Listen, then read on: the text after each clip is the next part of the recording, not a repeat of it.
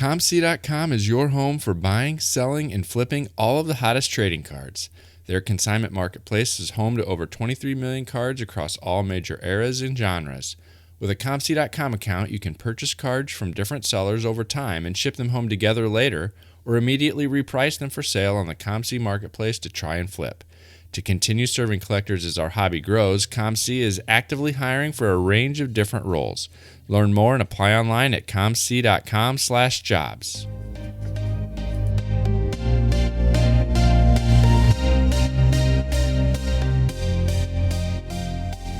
You're listening to the WaxPackHero Sports Card Minute, a podcast where we discuss both the hobby and business sides of collecting. I'm your host, Mike Summer, and I want to help you buy, sell, and trade your way into a collection you'll love.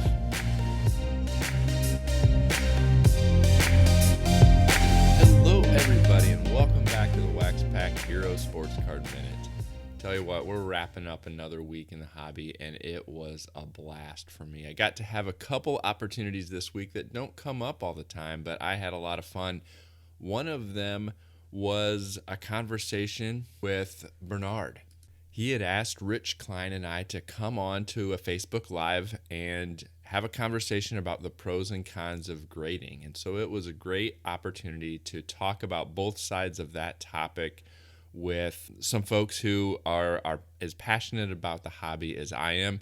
And we were able to kind of hash out the pros, hash out the cons, talk through the recent price changes that we're starting to see amongst the grading companies at PSA and SGC.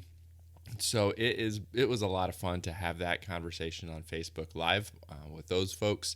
And also that led to an additional conversation that will be the completion of one of my 2021 hobby goals, and that is knocking off the complete 1968 Topps baseball set.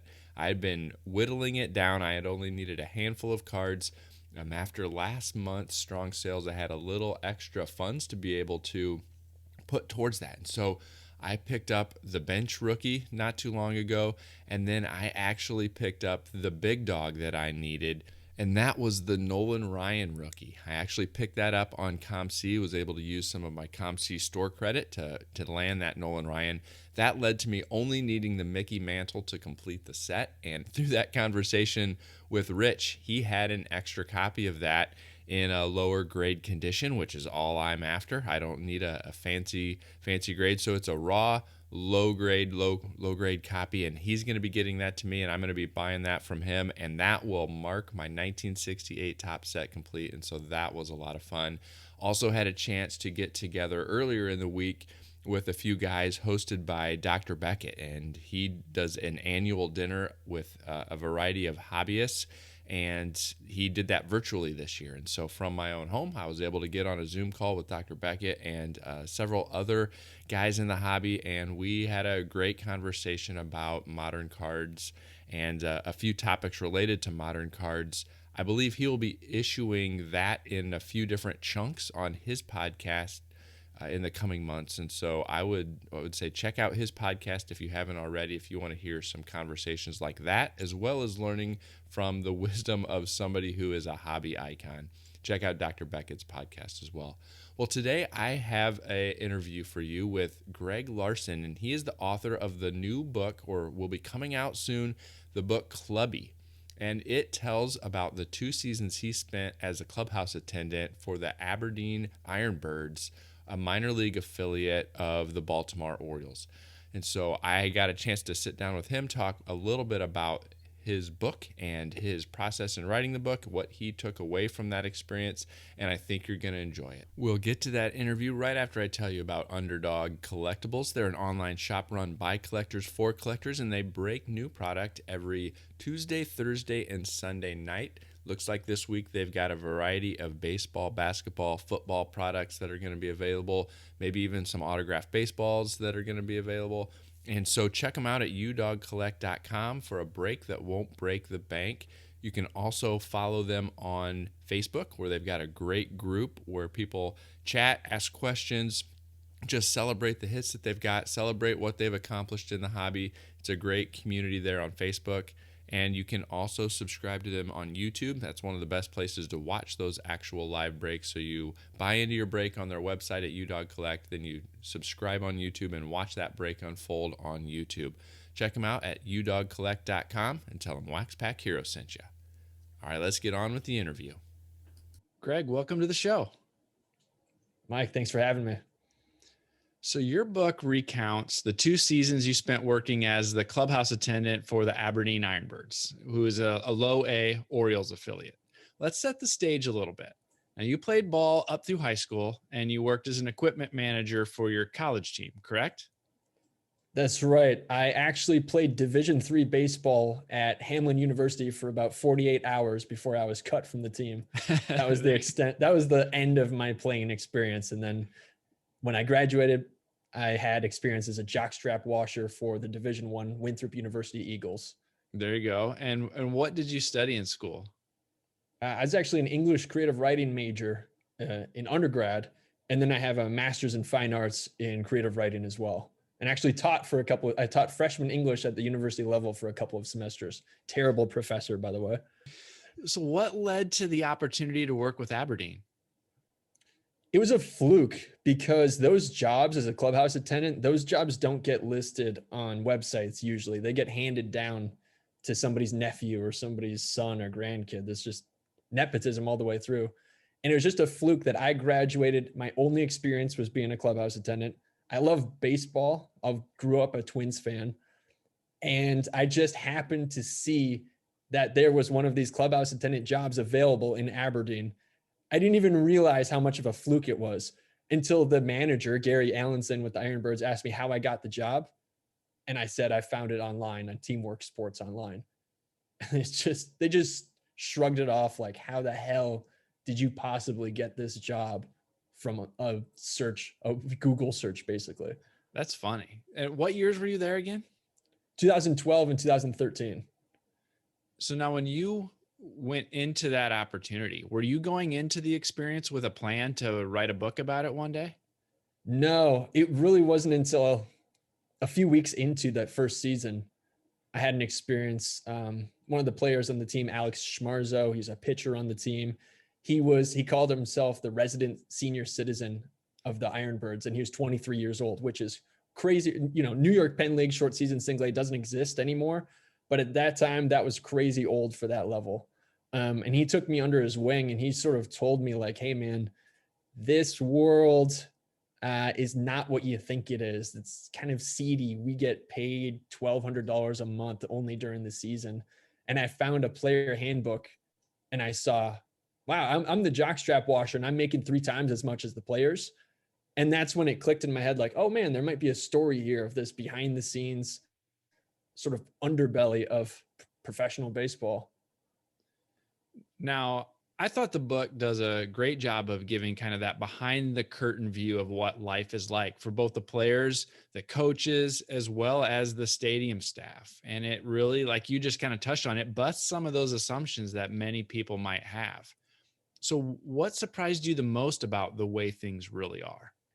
It's hard to talk about even in the book, but one of the first things, the open prejudice against Dominican players in particular, just the open way that people would discriminate against Dominican guys, and yet they weren't really taking care of. There's nobody around to acclimate them to American life, let alone professional life. And it was the same case with American guys too, but it seemed like the Dominican guys who might have come from, Santo Domingo, and they come from poverty, perhaps, they did not have an opportunity to acclimate to that world. And it was almost like that was held against them in the clubhouse. For example, sometimes the Dominican guys wouldn't have anybody translating for the English speaking coaches given like team speeches. They'd just be left there like, ¿Cómo? Like, what the hell just happened? That was the most shocking. And I got sucked into it by the second season. Like I started feeling myself with those same prejudices, like, oh, I'm not going to treat they call them coños, which is basically like MFer in Dominican slang. And I started treating those guys the same way. But the thing is, like, at least at that time, about 25% of minor league players are from the Dominican. And it's a huge portion of minor leagues, even if at the time, like 12% of major leaguers are Dominican. And yet those guys just seem to be treated as second-class citizens in the clubhouses, it felt like. You talked about a couple of the friendships that you did make, both just now and also throughout the book. I was wondering, are there any relationships from those 2 years that continue today? So you remember Alan Mills. Alan Mills, 12 years in the majors. He was the pitching coach with the IronBirds for the 2 seasons that I was there. Alan Mills has famously been in a couple of brawls. One in 1998 when he knocked out Darryl Strawberry. One in 2000 when he was a part of a LA Dodgers bullpen that fought some fans at Wrigley Field.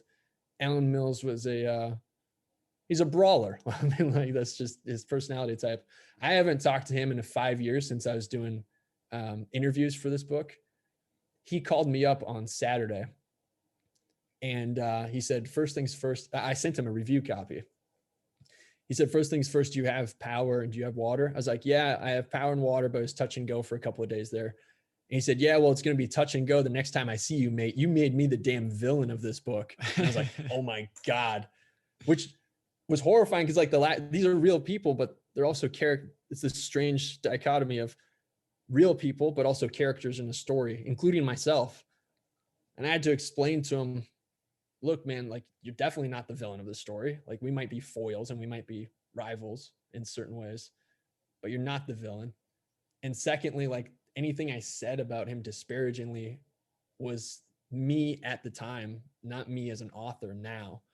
And that seems to be everybody that has contacted me who's in the book has had a similar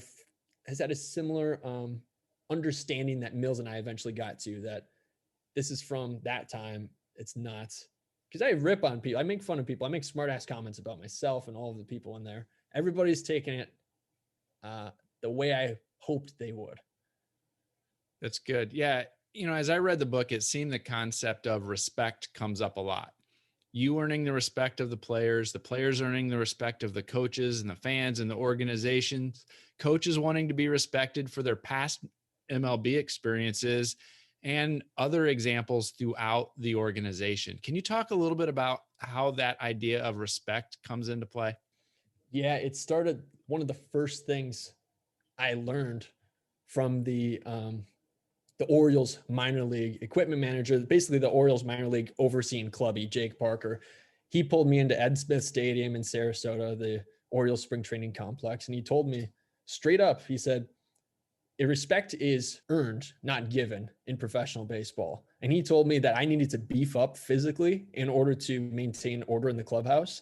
He told me that he wrestled with players sometimes, like, hey, we did this as a joke, but also it's kind of serious. Like, this idea that there's no HR department in a clubhouse, So it's like, it's not completely Lord of the Flies, but it is this feeling that we are self-regulating.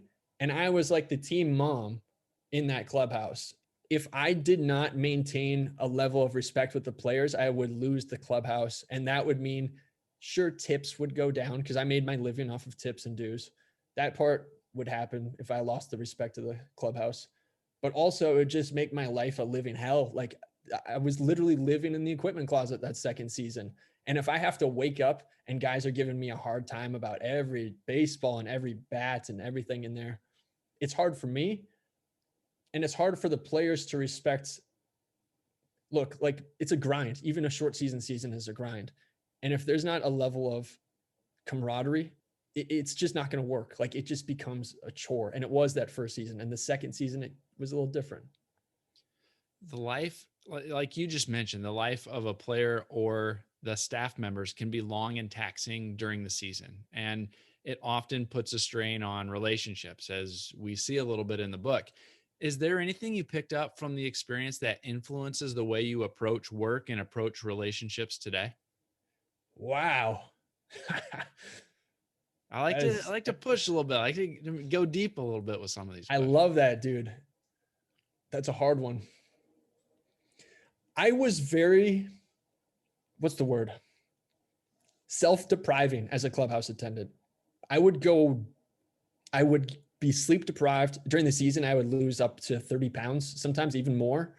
I wouldn't eat for fear of taking the spread from the players and we wouldn't have enough food. I mean, some of that was the nature of the job, and some of that was my own issues with self-deprivation and these kinds of things. And I assumed that that's how I had to be effective in work, not just as a clubby, but in work after that. I used to be a ghostwriter. So I'd ghostwrite books for like CEOs and business leaders.